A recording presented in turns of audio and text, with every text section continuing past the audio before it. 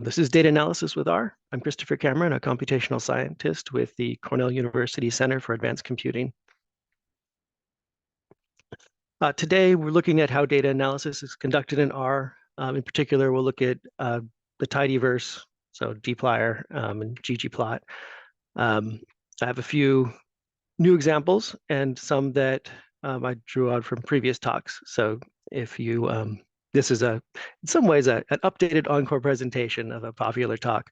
So this will be helpful to you if you are thinking about doing data analysis in R and want to see how the process works. And I will include links to resources throughout. I encourage you to take a look at those. There are a ton of educational resources for R. It takes some sifting to get through them, so I've identified some ones that I think are pretty good. R takes time to learn, and I know for many of you, this may up to half of you, this is maybe the first time you're looking at R. And the materials today are going to help you decide if it's worth the investment to learn more about R. I have some topics that I'm going to save for next semester. We have an intermediate applied R talk planned. These are things that came up in either help tickets or in the surveys, usually parallelizing your work in R, some tips for performance and optimization, looking at R as a programming language, writing functions and customizing your code. And I'll look for other topics that you might suggest in the follow-up survey. We'll send a link out after the talk today. Let us know what kinds of things would be useful. And just again, there's hundreds of R guides and videos online, but this talk series is one of the few series where you could influence what we're going to talk about. So let us know what you need. So R, if you aren't familiar with it, is very good. It's a statistics software package. It's good for tabular data. It's good for statistical analysis and data visualization. And it has good facilities for integrating code written in other languages into R. So you can use sort of R as an interface to maybe more complicated and powerful code written in other languages. I wouldn't recommend R for web scraping or for file system scripting. There's other languages that are good for that, Python in particular. But some people have written packages to make it possible. So if you learn R and you have this one thing that you have to do, and R is the tool you have, you could probably find a package that'll enable you to do it in R. I've included slides with a lot of text. These are for the people that, I know there's a large group of people that sign up for the talks, and just so they have access to the materials afterwards, they don't come. So there's lots of text for those folks. I won't read it all. But R started, it was developed by academics who wanted better teaching and research software. They wrote it themselves, they shared it with their friends, and then it became open source. That origin influences the way R works. It's a collective development, but it's also eclectic development. Lots of people coming from different backgrounds working together to build R. And it's a wide ecosystem. I like to think of it like a river delta. You know that the water goes to the ocean, but there's a lot of channels to get there, and those channels change over time. That's a consequence of this kind of distributed development. And so if you Google for how to accomplish any particular thing in R, you will usually find multiple ways to do it. It's helpful to look at research code from publications in your field to figure out what packages other people are using. The point of scientific code, well, part of the point of it is that you can share it with your colleagues and other people in your discipline. So it's good to figure out the tools they're using so you can sort of talk it in the same language. R is focused on practical and productive use. And we'll look at some of the gotchas associated with that in the intermediate talk, but mostly it'll do what you want. I think the thing that gets people probably the most is the automatic conversion between different types. Excel also has this issue where you load in a data file and it thinks that your column is a certain type of data, and it isn't. This can come up in genomics. If you load Excel will look at the names of different genes and it will interpret them as dates. And the sad thing is that the mapping isn't even one-to-one, so multiple genes will map onto the same date. So Excel will end up collapsing and losing your data. R doesn't have quite that issue, but it is possible to have something that you think is numbers, but you add if you have a string in there somewhere, it'll be numbers represented as strings, and they won't behave in the way you expect. So that's something to be aware of, and we'll look at that a little bit. R has a great community. It's probably its best feature. There's just tons of people writing packages for R. Packages are a way that R gains new features. There's 10,000 of them now. They're usually target some specialized research area. R is popular for implementing new statistical methodology. It's usually where it's piloted and tested. You can find collections of packages at the official one is CRAN. There's other collections that exist. Bioconductor is a big one. And it's also possible to publish your packages directly to GitHub and load them from there. There's a large community generating tutorials and demos. RBlogger is an aggregator that takes good posts about R and collects them into one place. RStudio, now pause it, but they have good educational materials. And there's a nice community help forum, which people seem to be pretty friendly in. So community is a big part of R and a big draw. That's why it's worth learning R. As part of it is because there's other people using it, and that's a friendly community. R has great documentation. We'll look at how to access that in the demos, but the help entry will include a description of the function you can call, how you use it, examples that show proper use, and references to either the manuals that describe how to use it or the academic papers that develop the methods. When you download a package, the documentation usually also includes a vignette, which is a PDF document that shows how you can use a PDF or HTML document that shows how you'd use this package to do an analysis. And usually that package will also include data sets that support the vignette. So you can try it out yourself based on an example that was developed and is distributed by the authors. R itself it's base R. It's an open source product, it's an open source product. It is free. It runs on a variety of platforms. It has a basic command line interface, and as a consequence, most people that use R don't actually use R directly. They usually use something that interfaces with R. So this is if you haven't installed R before, it's a little weird. First you install base R, and then you install another program that uses that base R. And the common one, the one we'll look at today, is RStudio.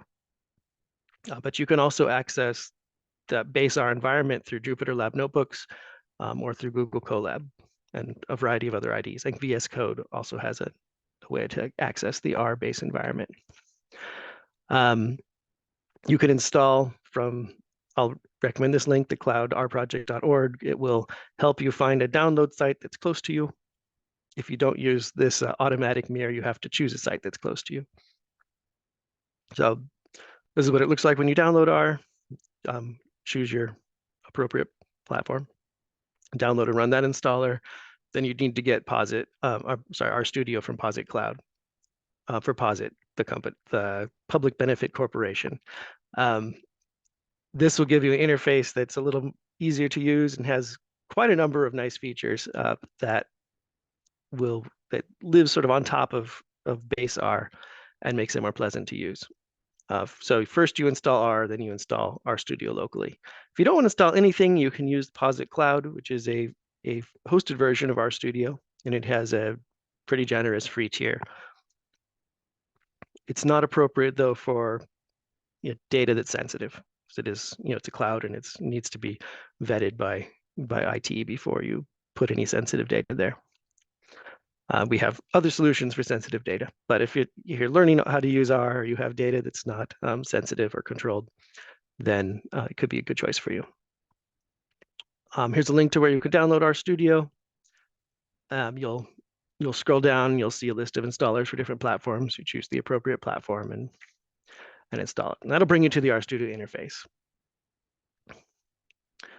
which is where you're going to do your data analysis. Some things about the RStudio interface. It's made up of resizable panes. It's got 4 of them. You can drag them around to rearrange the relative sizes. The 4 major panes are the editor pane, the console. Console is what base R looks like. Most people do their work in the editor and then run code in the console. There's also these upper and lower panes. They provide a variety of extra information, things like the file browser, the package manager. At the top, the environment viewer are important things to use. I have a few just things to point out for your reference. They're questions that come up a lot when people are starting to use R. One of them is, how do you handle Windows paths, file paths in Windows? You might have a path like this in Windows. If you try to put that into R and load a file at that location, it will complain that it doesn't understand, it doesn't know what this means. The way that it's because R doesn't understand these backslashes.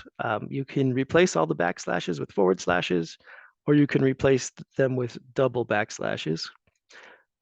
These are two quick options. A probably better and more portable option is to use the RStudio offers a project feature. So you say, I want to make a project about maybe this particular research project, and you put your data files inside of that project. It's a folder. It's a location on your hard drive where you've designated a folder to represent that project, and all of the path, when you're inside that project, the paths are local to that folder. So you could just give it, if you put this data file at the top level of your project folder, you could just access it without having to specify the path.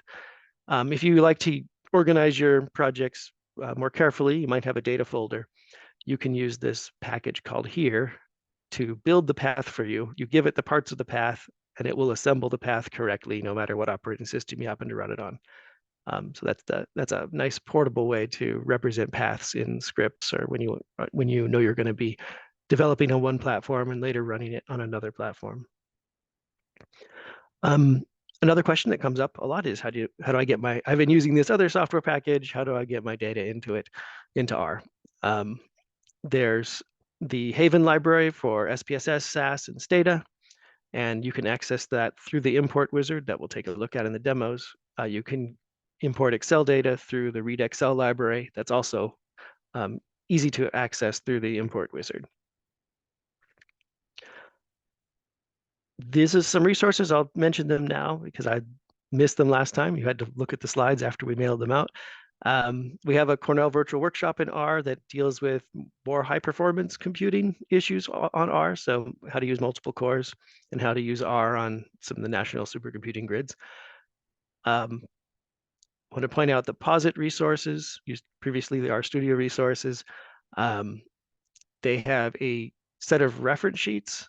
They are double-sided PDF reference sheets for you to print out. It goes over the major commands associated with particular packages. So there's one for dplyr, and there's one for ggplot, and there's one for readr, and many packages have them. But when you're learning, it's nice to have that where you can glance over the page, and kind of learn where different they'll group the function names by their uses, and so you can kind of see what's related to what you're thinking about in one place on these sheets. I think they're pretty useful. There's a set of interactive tutorials that they're going to retire, but they're still quite good. This is the primers on POSIT Cloud. They're replacing these primers with what they're calling recipes. The recipes aren't interactive. They're just it's an HTML page that kind of shows you how to do things in R. The primers are interactive, so you can run the code and kind of change a little bit and see the results.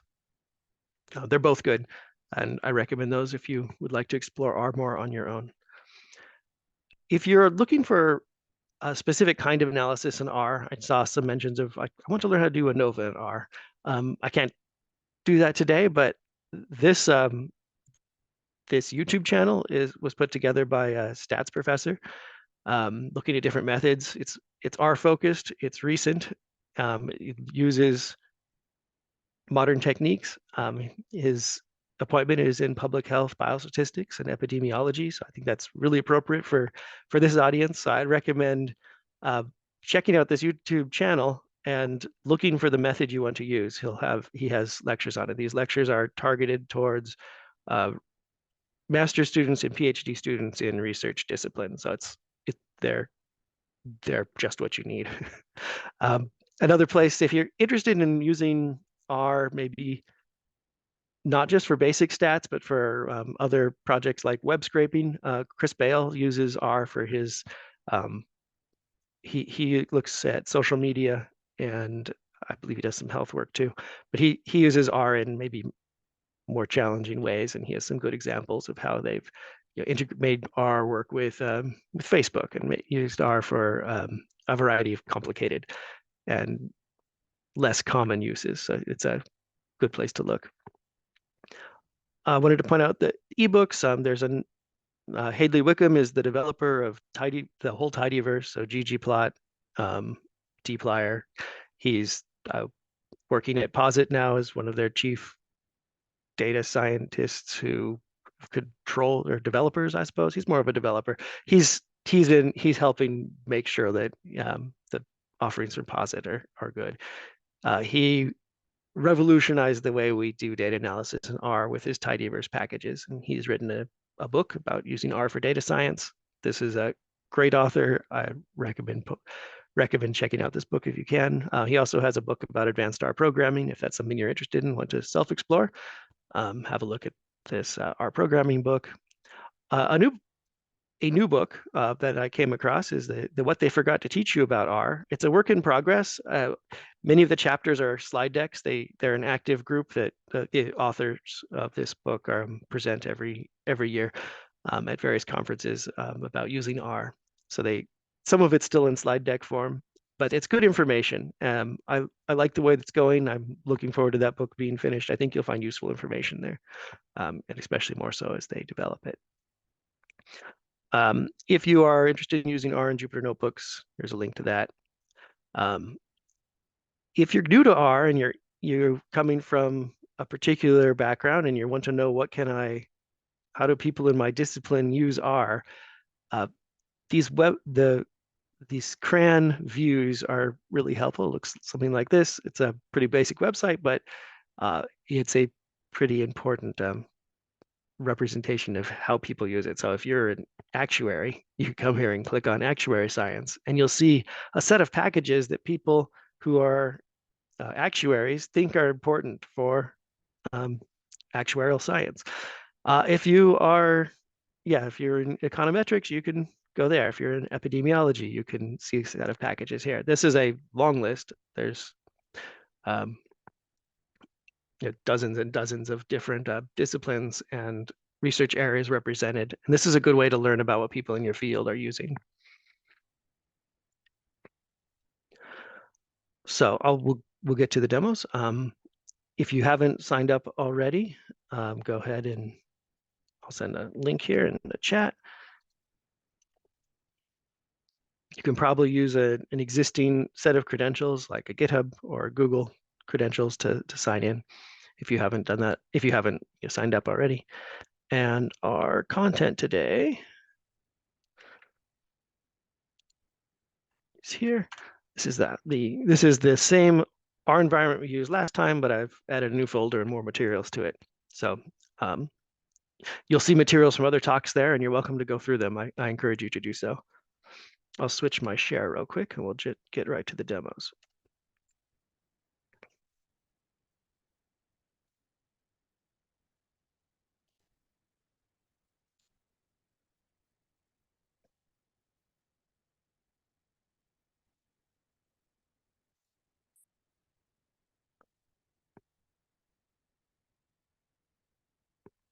All right. I do want to encourage you to post questions in chat if you have them. I'm watching the chat and ready to answer your questions. So you should be seeing now a web browser page pointed at Posit Cloud. I'm inside of the project that I loaded, that I sent you the link to. Before I close it, I want to point out this little Posit sidebar, this section under Learn. I gave you links to many of these things, but these are good resources, and I recommend you look at them. And this is another way to access them. There are recordings of today's session. There's actually 2 recordings in progress. They've been I think the recordings have been a little slow to go out. But we are recording them. I know that if nothing else, they'll eventually make their way to our YouTube channel. I think they'll be distributed soon along with the slides. Slides I know go out usually within a week. I'm going to close up this sidebar so it's not taking up our space, and I'll resume the project. At the free tier, I think you get 25 hours each month to use R for free. And it's really good about putting itself away when you're not looking at it.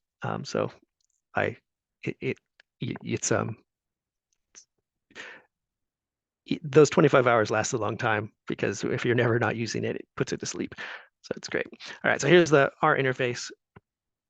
When you start off a new project, you have an untitled document up at the top in the editor.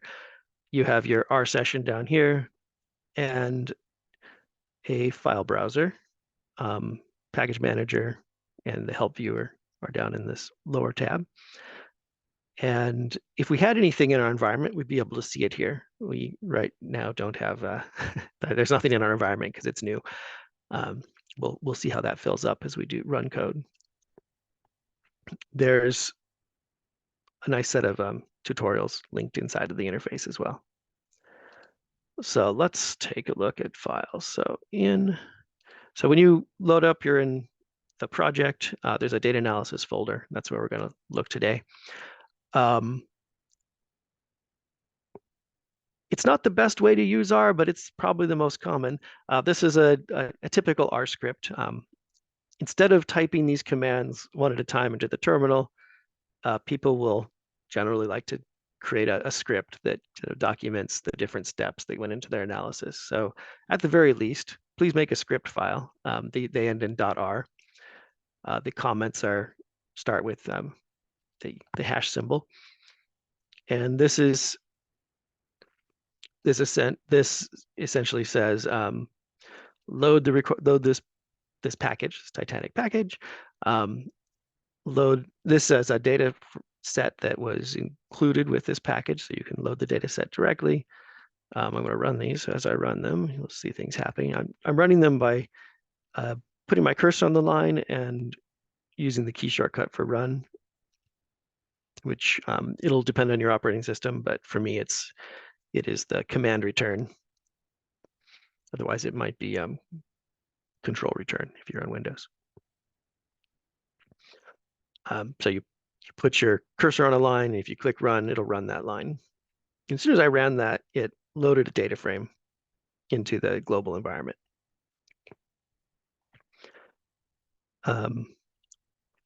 Then usually there's a stage of data cleaning, which you don't want to do that every time. You want to have it documented so it's easy to rerun. Mostly in this case, it's making sure that the data are the right types. And then finally, you'll do some model fitting. And this works. You can share this with people. They can at least see what you did, even if they don't maybe understand why you do the things. They could replicate your analysis. These R scripts get a little hard to. If you're going to share it with someone, you probably want to end up adding more comments, and so you end up having a document that's just a ton of hashtag comments, or hash mark comments, and very little actual work in here. So we'll take a look at this. This is you can imagine sending this to someone and they're looking at it and they have to go through all the comments and then they say, okay, here's a little one. So they could run this part.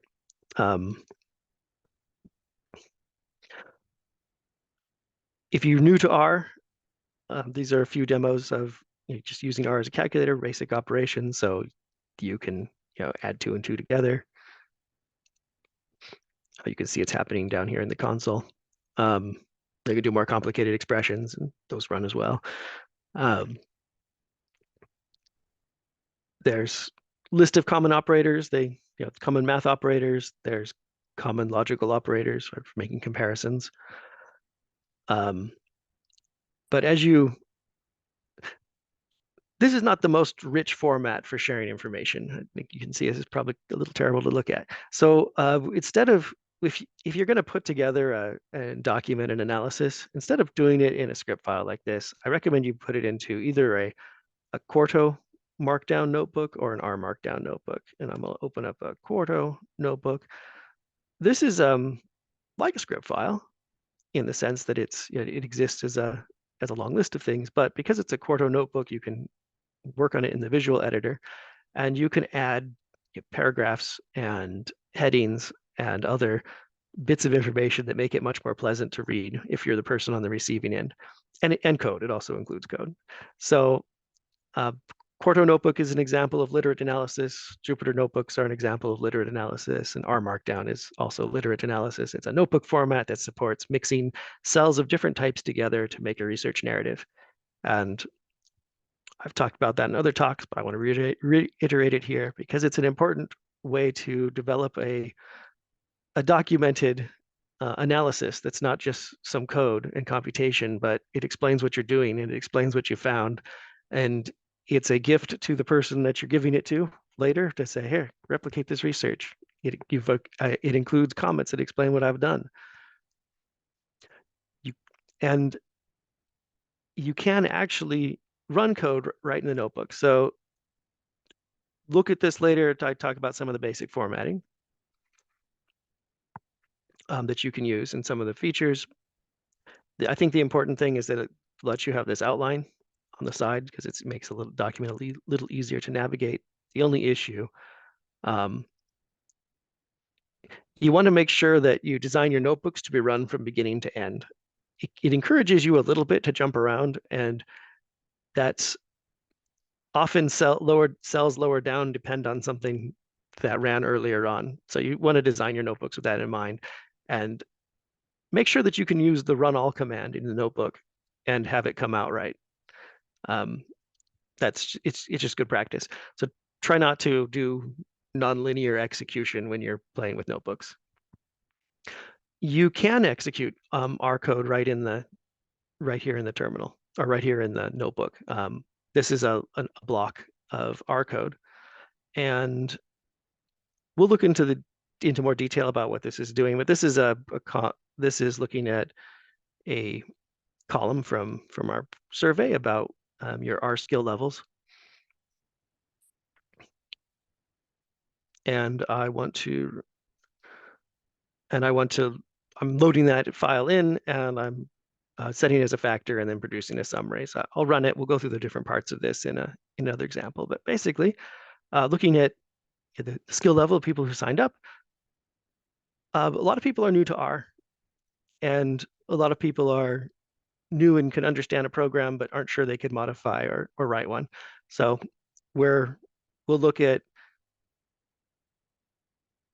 I'd say, introductory to intermediate ideas today, and we'll pick up intermediate ideas in the next talk more.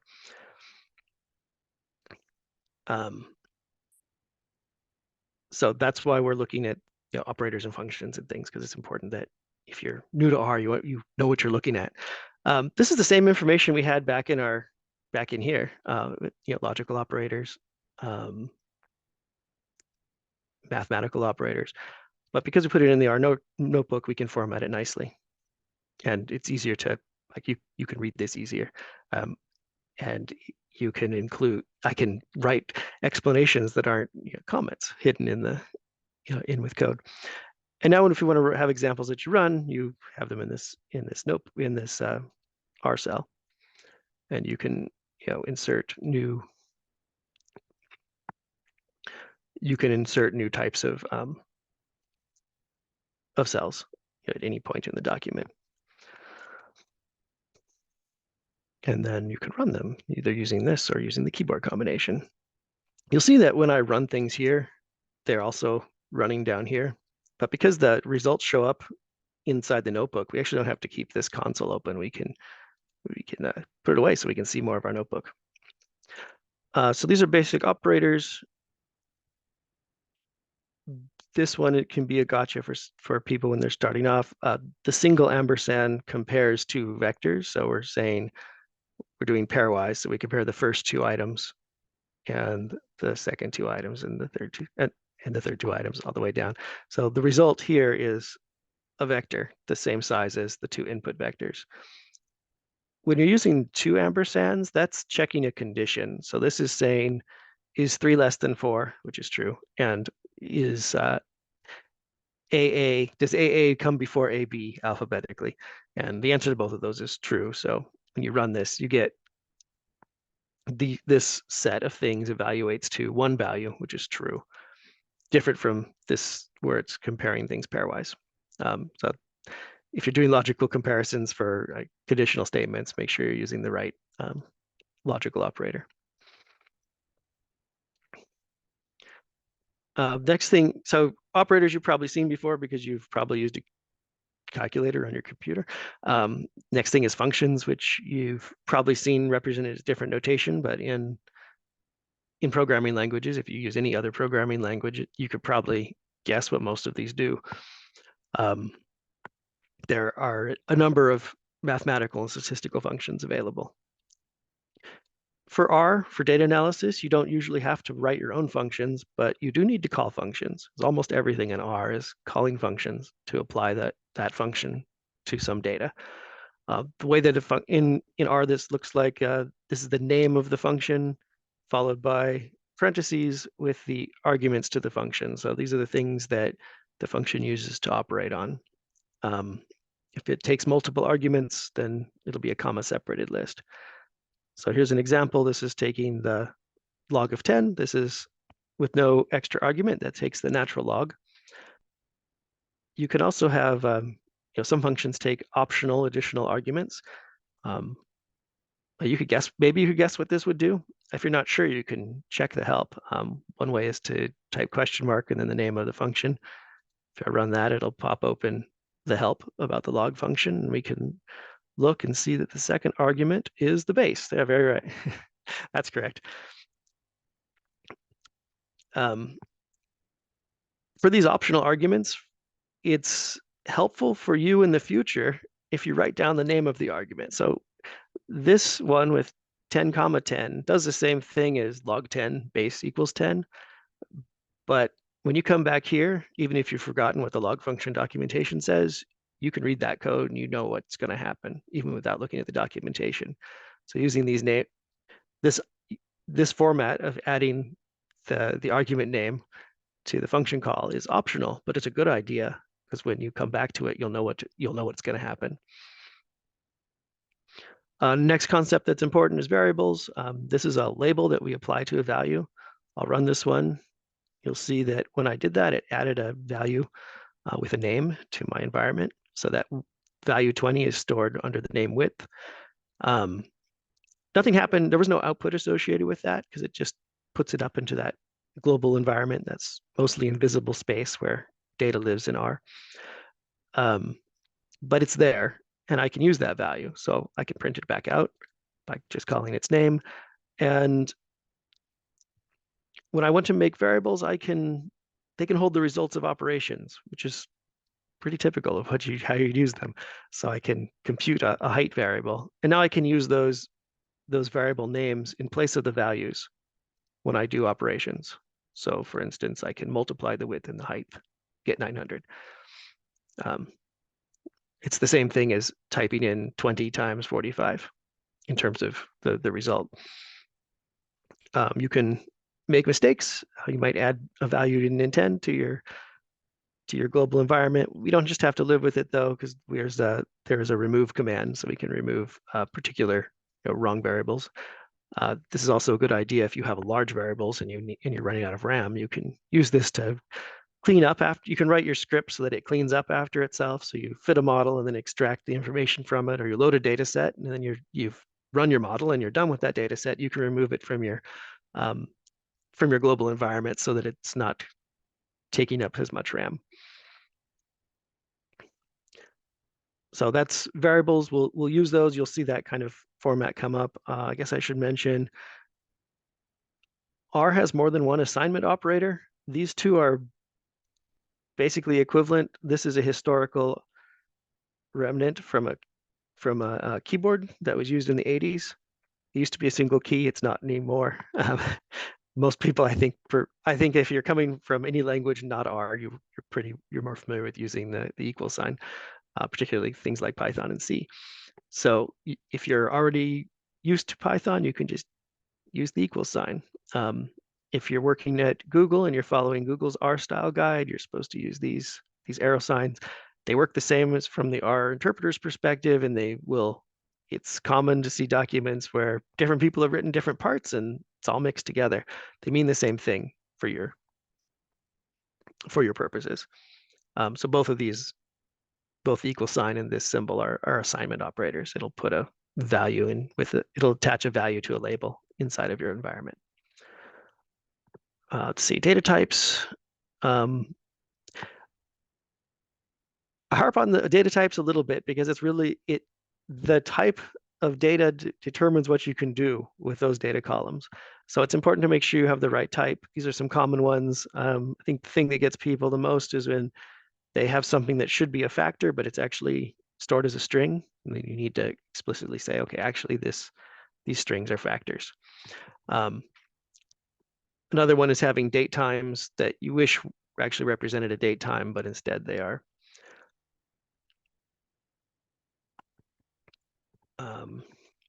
Let me check this question real quick. So with date times, it will look visually like strings, but they're actually not. They're a date time format, and that means you can you can order them, you can reformat them and look at them in different representations. You can they have a scale associated with them. So if your time points aren't evenly divided, you'll still plot them, and your data will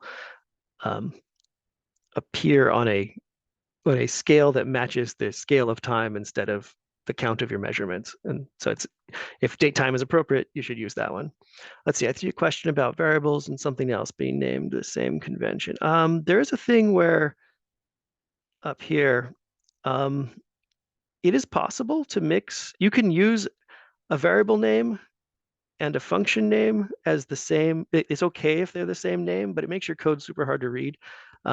So like I could name a variable log and I could still have the function log and they'd both work. But if you're someone reading that code, it gets kind of hard to interpret it because everything's mixed together. So mostly you don't want to, if you know that something is already a function name, don't use it as a variable name. You have a choice about what variable names you use. And choose better ones. There are a small number of reserved names that can't be used, and you can look those up in the help here. Oh, well, okay. Oh, probably don't need the double dash in here. There we are, the reserved keywords. Yeah, so these are special keywords, and don't name your functions these after these, and don't name your variables after these reserved keywords that will behave unexpectedly. It shouldn't work, but if it doesn't error out, then it's doing something you don't expect. Hopefully that got yeah, great. Okay. Some of these I'm going to leave for you to explore on your own, but I do want to point out these list syntax. Results from models tend to come in lists. This is a way of, I'm going to skip building them this way. So this is a format that you'll encounter, I think frequently in our data analysis. When you fit a model, you get back a list-like object, and the elements in the list have names. So in this case, I'm going to make a list. It's got 4 things in it. The first thing is called message, and this is its value. The second thing is called yesterday, and that's its value. Width is a value 20, and then this list also contains a small vector, which you specify with this C notation. So it's a vector of numbers. And all of these things are part of the list. They all have names. And because they have names, you access those elements by using this $sign notation. So I have my list, and I have the name of the thing I want out of it. And that will, yeah, so there's my list made, and then I can access individual things. I can say, get me the message item out of this list, or get me the vector. Give me some of the items out of this vector in this list. So you'll see the syntax when it comes to accessing model parts. And the other thing is data frames. They are kind of the bread and butter of data analysis in R. You can specify them by hand. Format like this. We'll say data. This is a data frame. It's very much like a list. So I'm going to say a data frame. It's going to have 3 columns. These are the names. This is the name of the column. This is the values that go in that column. The extra restriction on data frames is that each of these columns has to be the same length. Data.frame is the original built-in data frame for representing tabular data, like an Excel spreadsheet. There's a couple other types of data frame-like objects you'll encounter. One of them is Tibble, which you'll see a lot of dplyr functions. A lot of the tidyverse functions end up making tibbles, which they act like a frame, but they don't have as many convenience features that can behave unexpectedly. So tibbles are like a little safer to script with because it's they won't do things like partial match. If you ask for let's see, how can I? So if you ask for if you have an item in a list called residuals, and you just ask for an item called res, if it happens that if there's nothing else that sort of matches that name, it'll give you the residuals column back out of it. Some people rely on that feature. I would encourage you not to, because wouldn't you rather it be wouldn't you rather that if someone came along and added another column to your data set, that you would always get the same, you want to get the same results back. If someone later, so if you had a column called residuals, you've been partially matching on the letters res, and then someone added something else, another variable that started with res, you may get that one back instead of the one you expected. So Tibble won't do that because it doesn't allow partial name matching. The other one is data tables. These are important if you have large data. I ran into a case recently where someone was working on dplyr with genomic data. They wanted to do a summary for every column in a very wide table, and dplyr was just choking on it. But if you put that data frame into a data table and use data tables summarize functions, it took so much less RAM and it was so much faster. We'll look at that example in the intermediate R. But sometimes you'll encounter data tables. If you're using really big tables, consider learning more about data table. I'm going to leave a lot of these for you to explore. Yeah, because you don't need to be making your data frames by hand. So you can explore this example. It's looking at adding new columns, changing some columns, and assigning a factor. But I want to get to our other demos here. This question, so would you use Quarto for the analysis or just to report for reproducibility? I think that it's worth using as you do the analysis. And let me show you, I'm going to just skip ahead to chloroplast real quick. Chloroplast maps. So as I was working on this, I was collecting information about the data set right here in the notebook. So I know I could keep track of kind of notes that I want to attach to this analysis. I know where I get the data from. I grabbed some screenshots about the data, what's in there, and incorporated them in the notebook. Put some notes here about the kind of the main variables that I care about.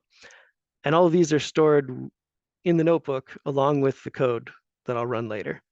And so I think it's really useful because when I come back to this in 2 months, I don't have to look up this information again. And as long as I can find the code that, my code, I still have access to this data because it's with the code. So I think that's a really useful feature. I could just have a script file where I just write down these bits of R. I won't know what they're doing when I come back and look at them later. So it's not extra hard to write your script or your analysis in Quarto. You just add R cells and add R code to them. So this is the same part you put in a script. It just gives you more opportunities to add extra information and context to your work. I mostly just run cells right in the notebook. It's possible to compile a notebook into like an HTML document or compile them into a PDF document. But mostly, I like to keep them like computational notebooks where I kind of just work right in them and then export my plots. So this is an example of, I think, how Quarto notebooks or Markdown notebooks are useful for people who are in the process of developing the research, because you get to keep these notes right here with it. Let's see, load and summarize.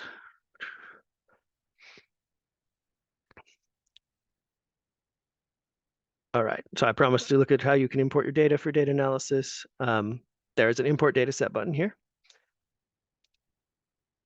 Well, there's a lot of options. These will automatically use the right packages, which I think is pretty convenient. It used to be hard to figure out which package to use. You'd have to go search for it, but now our Posit has bundled this all into one spot.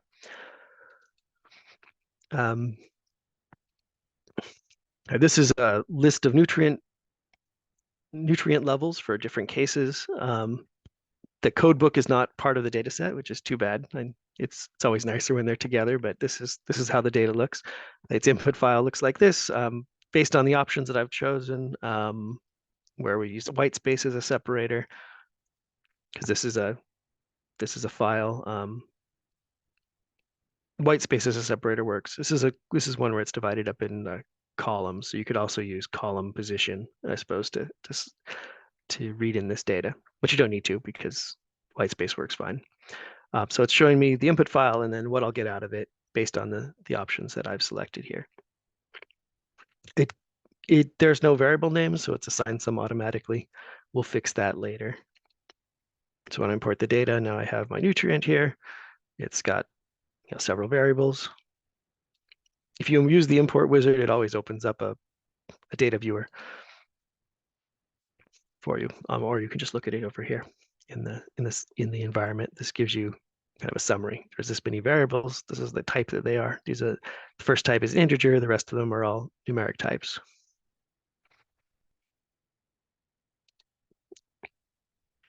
For this kind of data set, you'd want to go ahead and change the names to make them match the. It's easier to keep track of for your own sake if you give the columns better names. So this is an example of just renaming columns. Did I not run this yet? There. So that imports it. That would rename it. So here's my renamed data frame. Now the columns have appropriate names. I wanted to show you how to parse date times, which is, I think, something that it's worth knowing about. And if you have that kind of data, it's a little more challenging to figure out the right string. So you can use this parse date time. You can look for the help on parse date time, and it will tell you the tokens that you can use when you parse a date. There's so many different time formats, and data comes in so many different formats. So you need to be able to specify what format your data is using. There's a list at the bottom of all the different kind of symbols you can use to describe different parts of a date format. I know from reading this documentation that the format I care about is this one. And if I import my data, this was going to be text from Readr. I'll choose my file. So it loads the data. It says, okay, the first one, maybe it's a kind of double. It's not sure what to do with that column. And then the next column it thinks is probably a character type. I could say, all right, but actually this is a datetime. It'll say, give me the format string. Luckily, I've looked that up already, so I can enter I know it's year hyphen month hyphen day, hour, minute, second. When I put that in, then it'll try to parse it and it says, oh yeah, that is a date time, and here it is. If you enter the wrong format string, it'll say, I don't understand this, and it'll give you a column of missing values instead. So you can check to make sure that your string is parsing correctly. And then then you can import it. And once you do that, you'll have a data frame. I usually copy the code out and paste it into the notebook because I want to be able to reproduce it easily. So this is that same code, but I paste it into the notebook.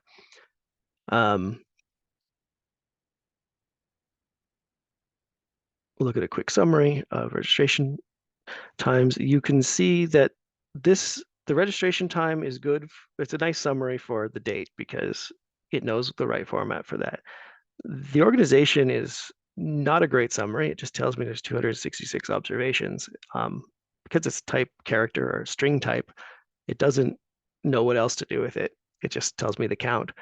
It would be far more useful if we turned that string, instead of having strings, if we had a factor. So organization was treated as a factor. We can figure out the unique values in that column. And then we can say, okay, well, I want to take this organization variable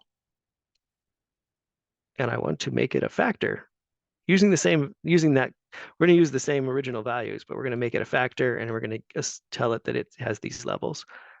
And once we do that, then if we produce the summary, we get the count of each level of factor. That's way more useful. It's a quick example of how important correct data type is when you're putting this together, when you're importing data. I'm going to skip. These are, I think, pretty self-explanatory. The categorical data. There's a variety of ways of producing tables. I encourage you to run through these examples on your own. These will all just run, and they will show you different variations of producing summary tables. I want to jump to the next one before we run out. This is examining data. This is using dplyr. Again, if you don't have these packages installed, you'd have to run this. You'd have to install them either using these commands or through the packages manager here. You would say install. You type in Tidyverse and tell it to install, and then it will go through the process and install them.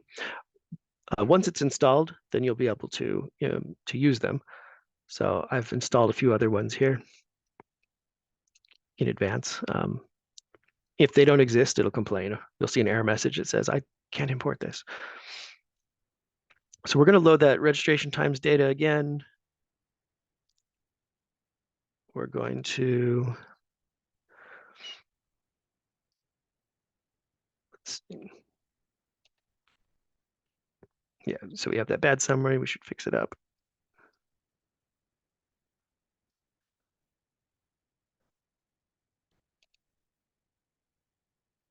So I got to rerun this to get our data frame correct. All right, so now we have our data frame loaded. I'm going to close this so we can take a look. So why require instead of library? That's a good question. It's something that so every time you call library, it adds a new copy of that package to the environment. At least it used to. I don't know if it's still true, as it was always a little dumb, but that's what it did. So if you'd import one library and then another library with the same functions, then the last library you had called would replace the would be sort of the any functions with the same name would refer to the last thing imported. And so if you called library a bunch of times, you'd end up with like a copy of dplyr like at the top, and then you'd have some other like ggplot, and then you'd have some other package, and then you'd have another copy of dplyr all the way down. And it became really confusing to know which package you were going to be calling. Require checks to see if it's already in the environment before it loads it. So I like require better. It's a little smarter. It says, all right, did you already import this? And if you did, then it doesn't re-import it. If it needs to import it, it will take care of it for you. So it's like require. It's like library with an extra step to keep your imports a little neater. For dplyr and ggplot, they're both part of this thing called the Tidyverse, which is a lovely collection of packages. One of the things they introduce is this pipe operator. You can imagine if we wanted to do some initial data processing, we might need to sort it, and then we'd add some columns, and then maybe we'd filter it.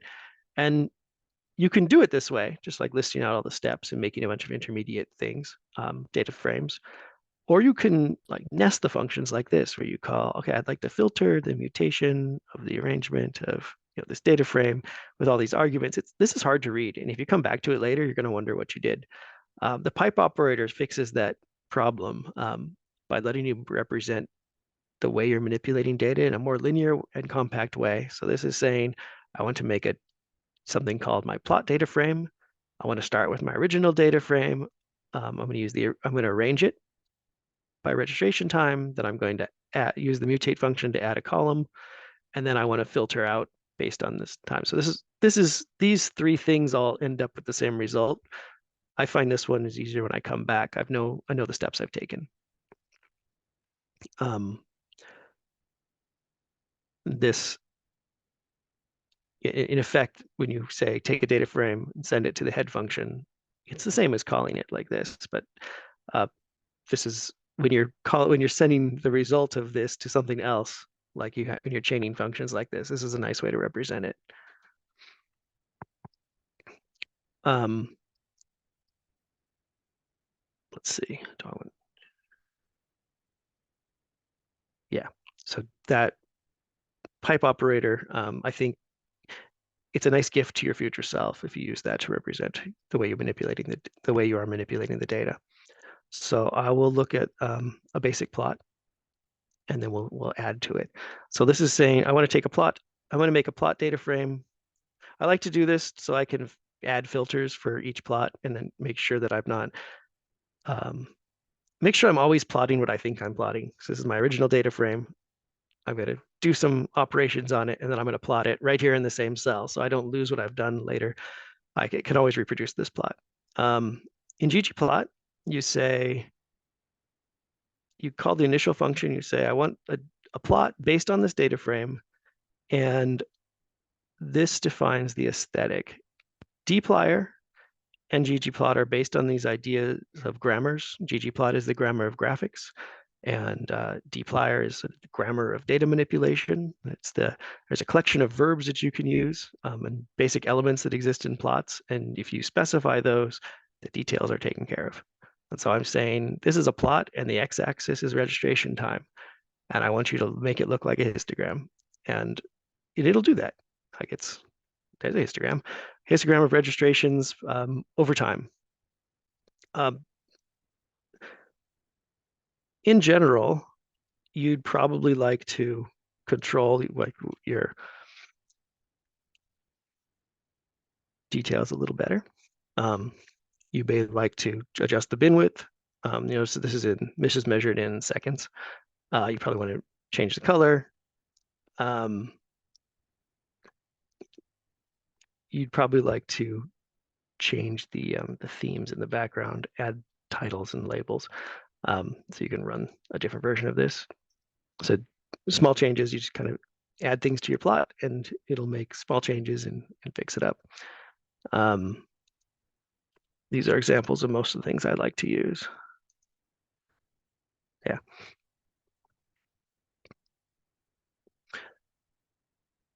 These plots are all intended for you to go back and look at. You can uncomment out these bits, and it will kind of revise the plot as you work on it. So this one, I didn't. So if I'm interested in looking at breaking down the registration by organization, I'm going to look at the first 48 hours only. So I filtered out a new data frame. I can say I want the fill color to be based on organization. But I can, if I just plot it like that, I'm probably not happy with these results because it's pretty hard to understand the trend for any individual organization when they're all smashed up like this. I think this is a great feature of ggplot. You can say, I want this plot, but I want you to break it down by some variable like organization. And it'll be essentially the same plot, but it splits it out into 3 little panels. And so now I can see my organizations. I can see the same plot, but for each organization side by side. You see it's made this ugly at the bottom though. And now that I have these labels at the top, probably don't need the legend, so I can go ahead and hide those. I'm gonna make the legend false, and I'm gonna adjust the text on the bottom to rotate it so that now I've gotten rid of the legend, I have a little more space for my plot, and now my date times aren't overplotting on each other. So ggplot's it's a powerful way to represent data. You can use small manipulations to make some pretty big changes in how the plot looks. But all of this kind of describes what you want to do with the plot. I want the plot to show me registration time as a histogram. I want it to be colored by organization, and I want you to do breakouts for individual organizations. And to me, it's easy for me to understand what this is doing. And I know that's part of that is familiarity, but um, I think it's nice to express a plot in terms of what the elements should be and not where to draw the individual things. And if you need to leave, I totally understand. I'll go to another example if you want to stick around.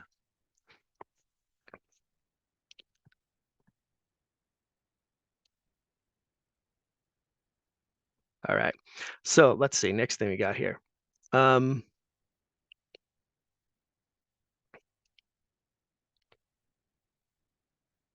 So one thing, sometimes you want to know your so if I'm interested in the number of people that have registered over time, I want to know my cumulative totals. This is using dplyr to compute a cumulative total. I'm going to sort it by registration time. I'm only going to look at the people that register after registration opened, because everyone who registered before was staff. Then I will add a new column called cumulative total, and it's going to be, I know that on the first row, I had one person registered, and by the second row, I'd have two people registered, and by the third, I have the third person registered. So it turns out the cumulative total is really the row number in this case. So this will make a new column, and then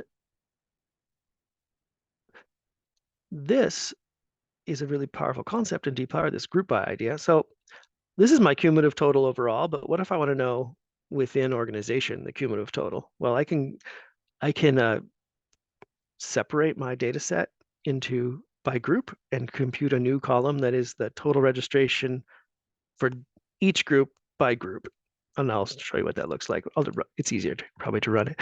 So it gives me these two new columns, and this is the cumulative total overall. And this is the cumulative total for, so the first four registrations are for Cornell University. So that's the number of people at Cornell. They've got to four. Then the next person was from other. So they were the first person in other, but the fifth registration overall. The next person was from Weill Cornell. They were the first person for Weill Cornell, but they were the sixth person overall. So this is computing that kind of column. I can use that in a plot, for instance, that data frame to look at cumulative total registrations over time, for instance. And this is my overall line, and these are my sublines. There are a ton of extensions for ggplot. People really like using ggplot, and so they like writing extensions for ggplot. So you'll see a ton of other things that work with ggplot. I've put some links here. Good place to look for example graphs is this R graph gallery. If you're sort of interested in what's possible, or you have a kind of data and you're wondering how people might represent it, this gallery is a nice place to look to get some ideas. Statistical analysis with dplyr. We'll look at that real quick. Again, dplyr is built up of these verbs. There's a nice list of them available here. We're going to use count and summarize. So the first thing we could do is take our data frame, just send it to count by organization. And then that gives us a simple table. The number of registrations we had from each organization. Another thing you might want to compute is group means. So I can take my same data frame. I can, again, apply any necessary filters to the registration. So that filter out all the people that aren't staff. Filter out all the people that are staff instead. I'll apply this group by verb. So I'll take my data frame. I want to group it by organization. And now I want to just summarize the mean registration time by group. And here I've taken the mean registration time and I subtracted the time that we opened the registration. So I don't want to know the average day of all time. I want to know the average day since we opened. And we'll also give a count. So I'll run that. See what we have here. So we have the number of people that registered, and then the average time of registration since we opened for each of the groups. I like using dplyr for this sort of thing. There are other packages that will do. dplyr could eventually do most of the analysis. There are individual packages that do individual types of analysis. They're more dedicated to them, but I think dplyr is a nice place to start. I see a question. Oh, maybe not.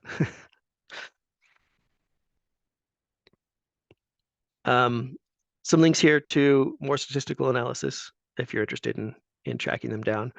I think the R companion to applied regression is quite good.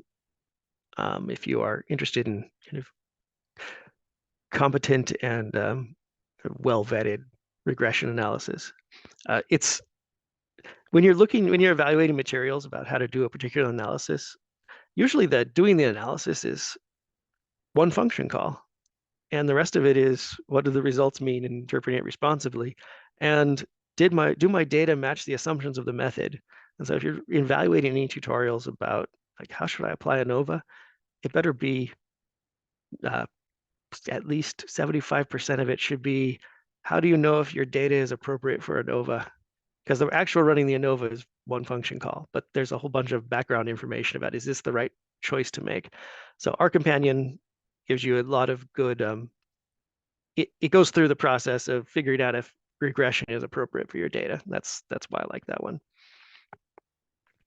Other links here as appropriate. Some of these are already in the slides, but you can, if you don't have the slides, but you have access to this, you can look at the links here.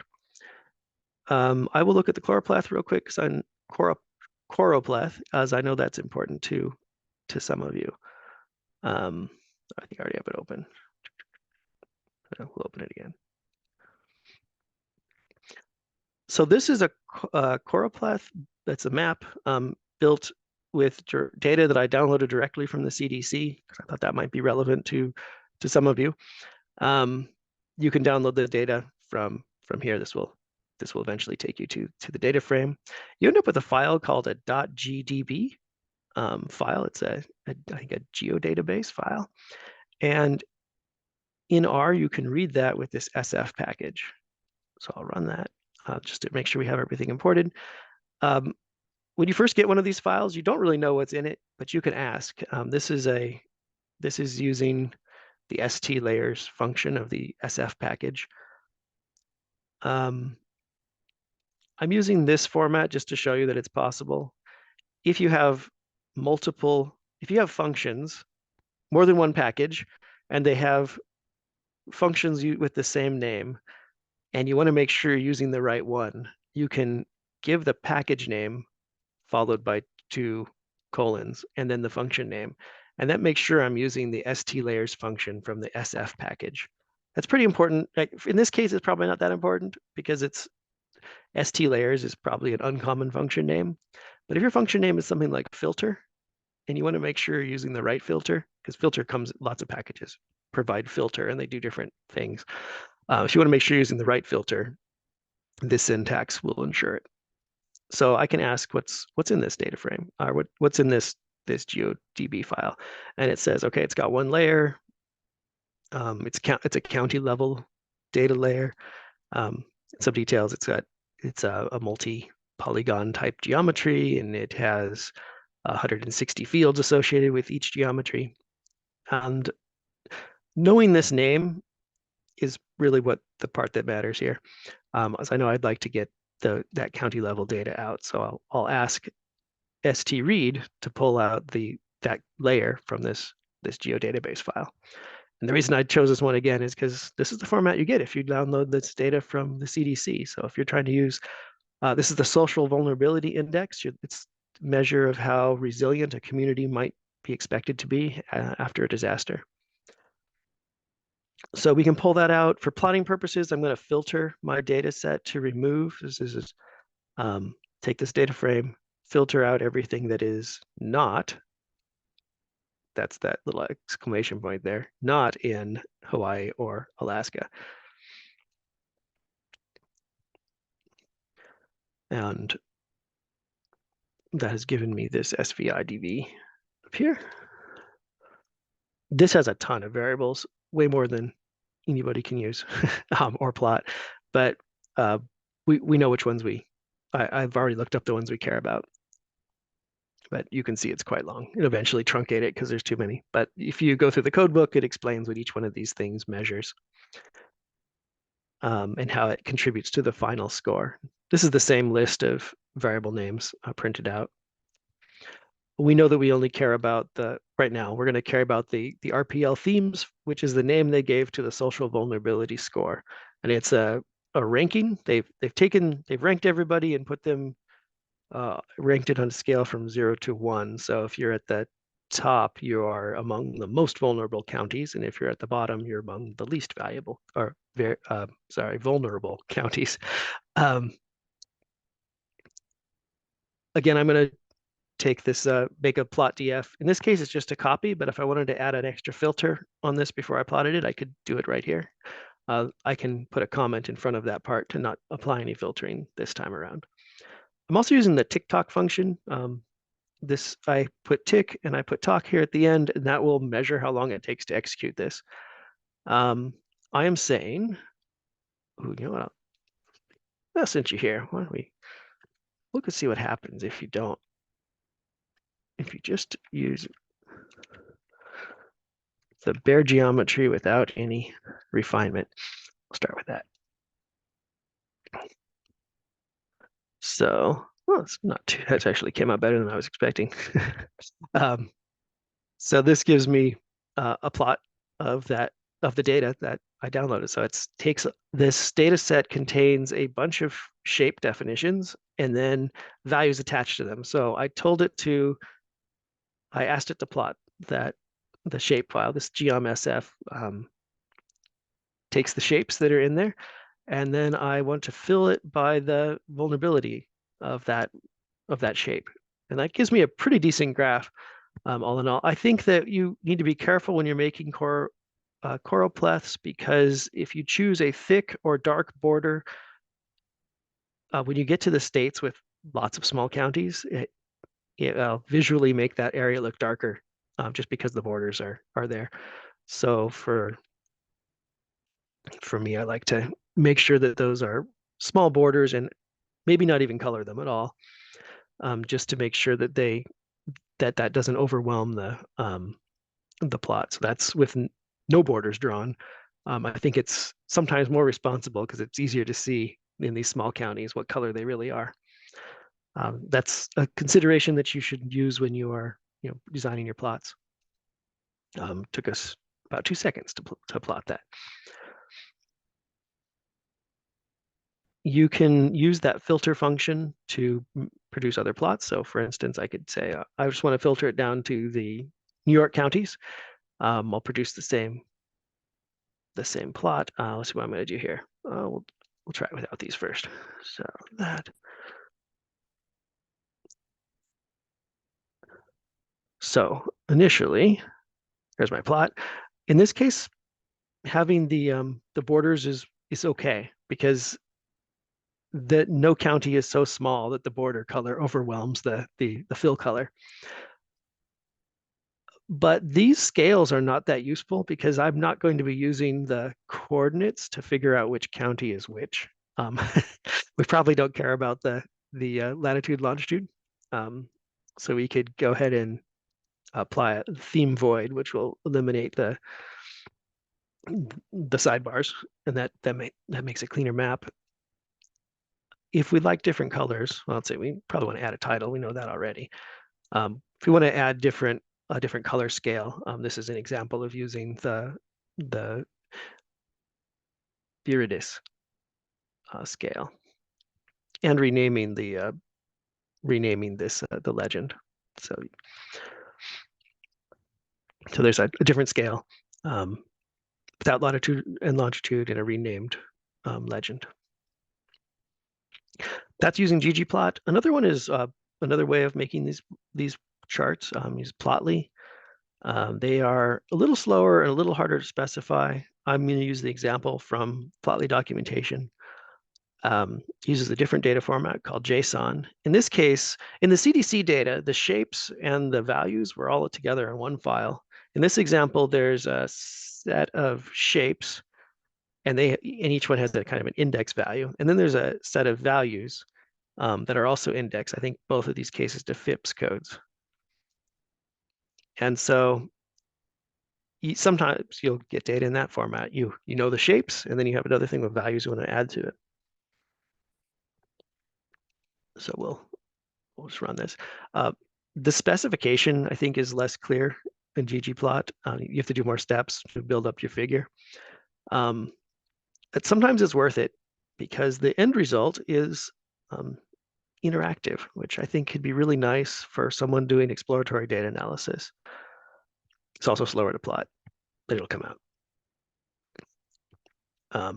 If I was running this on, if I wasn't screen sharing, once this shows up, I would click this little button. It would bring the plot out into its own window and make it larger and easier to look at independently of the rest of my notebook. It doesn't work too well with screen share. It's still. So Plotly uses JavaScript to make an interactive plot. And it worked last night, but oh, there we go. So it's on its way. It takes a little while to build it. There we go. Okay, so this is unemployment data. The reason you might invest the time to make a Plotly graph is that you can add data for mousing over. So you can explore the unemployment rate by mousing over. You can also zoom in and out, which is pretty helpful for exploratory data.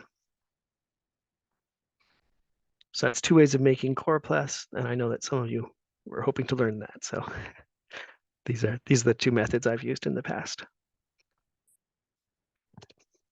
Any questions?